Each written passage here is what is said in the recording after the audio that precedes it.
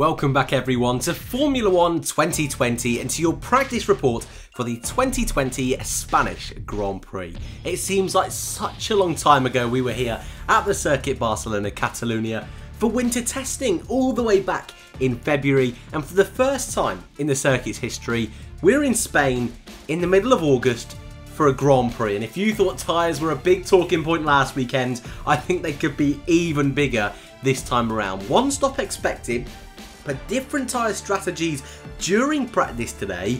I'm really interested to see what the likes of Verstappen, Albon can do tomorrow. And going into the race, how's Mercedes going to manage those tyre issues they've had for the last couple of weekends? But if you are new around here and you're new to the practice report, we go through the times, FP1, FP2, have a discussion about the big talking point of the day, who's looking good for quali, who's looking good in race trim, that kind of thing, and then we have a look at your predictions from yesterday's video. So if you are new around here, feel free to subscribe. I hope you enjoyed today's practice report, but we'll start with our morning session, FP1, that was topped once again by Mercedes. Valtteri Bottas, a 1:16.7, just pipping teammate Lewis Hamilton, but once again, in a class of their own. Qualifying mode's a big talking point this morning, that for next time out the Belgian Grand Prix, all Mercedes teams won't be able to use quali modes, no one will, but that'll have a huge effect on Mercedes. So this big advantage they've got in practice probably will be similar even without the quali modes, but it was 1-2 for the Mercs. Verstappen P3, then it was Ferrari P4 and P5, a much better showing from them today. Sebastian Vettel with a brand new chassis in that car, had a hairline fracture, I think is what the official reason was, that they gave him a new chassis. Seems to be a little bit closer to Charles Leclerc. He certainly was in the morning. The afternoon, not so much, but still a strong running from Seb. Romain Grosjean 6th. Teammate Kevin Magnussen 9th. Fingers crossed the team can convert that into a great result tomorrow, but looking really strong today. They could be a huge surprise here in Spain. They did great here last season. Double points finish, should have been a 6th and 7th before the two came together, but it's a strong circuit for this team, and so far so good in this morning's session. Perez returning to Formula 1 after those 2 weekends missing thanks to being testing positive for COVID-19. Hülkenberg is gone, which is very sad to see, may be back later on in the season, but a strong return from Sergio Perez on the medium tyres.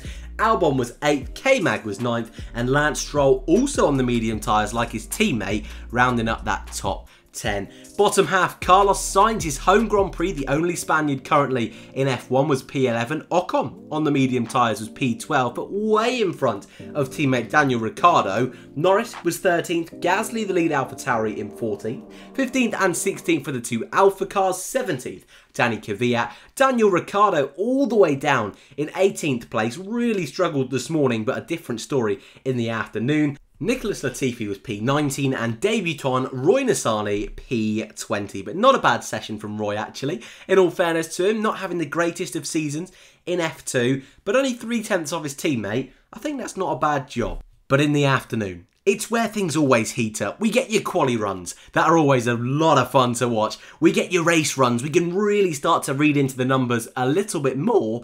And the times, though it's just practice, and you should never really read into the times in practice, are a little bit more representative than the morning session. So yeah, once again, it was a Mercedes 1-2. Hamilton 2/10, almost 3/10 in front of teammate Bottas. However, Bottas did make a few mistakes at the end of the session. Once again, it was Max Verstappen in P3, but behind Max, bit of a free-for-all. Daniel Ricciardo, 18th in the morning, 4th this afternoon. Romain Grosjean went one better than he did this morning. P5, that car, especially in the hands of Grosjean, seems to have a real turn of pace this weekend.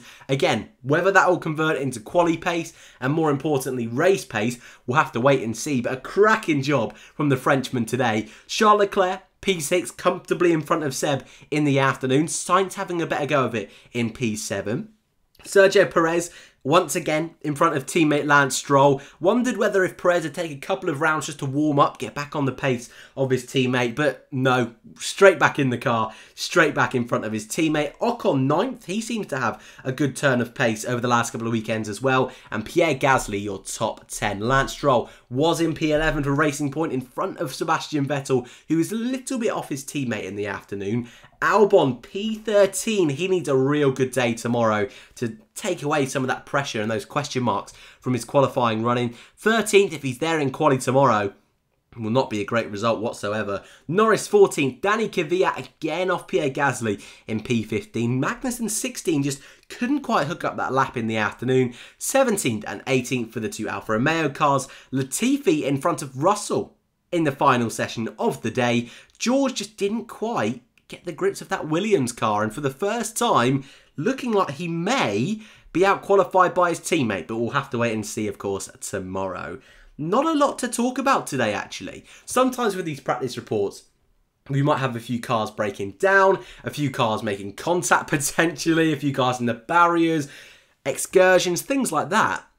But it was all relatively clean in Spain today. We did have Bottas going into the gravel trap. We also had Bottas having radio issues and some kind of bird, apparently, almost smacking him in the top of the head. The cameras, the onboard cameras, it happens so quick. It's so hard to see. So an eventful day for Valtteri.